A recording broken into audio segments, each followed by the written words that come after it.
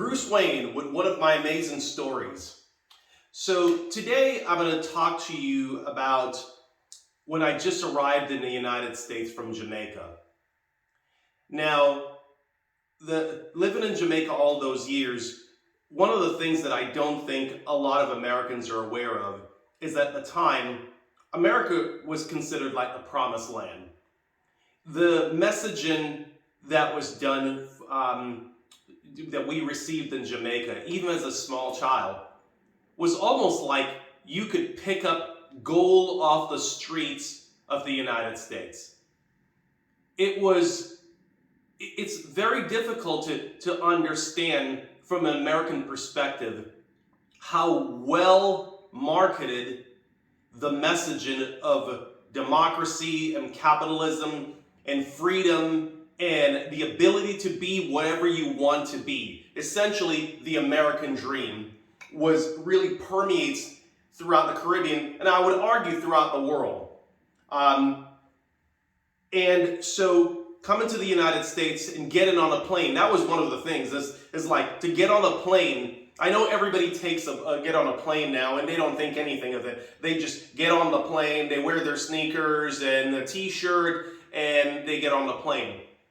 But back then, 38 years ago, when I was coming to the United States, one of the things that was very obvious is that anyone from Jamaica who got on a plane wore a three-piece suit. They were dressed to the nine, okay? They were really well dressed in a three-piece suit. The nicest shoes. They made sure they went to a tailor, got a tailor-made suit made, because it was a very prideful thing to say that you were getting on a plane and you were going to the United States. So I remember having, a suit, tailor-made vest that was made in a tailor-made pants, because as I said before, most of our clothing was tailor-made.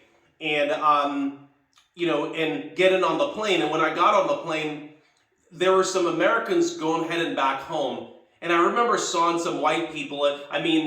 A lot of people don't realize that there's a fair amount of white people in Jamaica as well. So and the motto in Jamaica is out of many one people.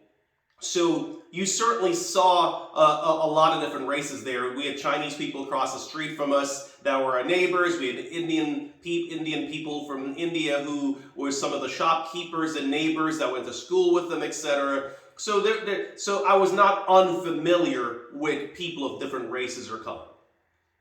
But getting on a plane and seeing a bunch of Americans, I remember seeing this one American, and they had on jeans and a little white t-shirt and some sneakers.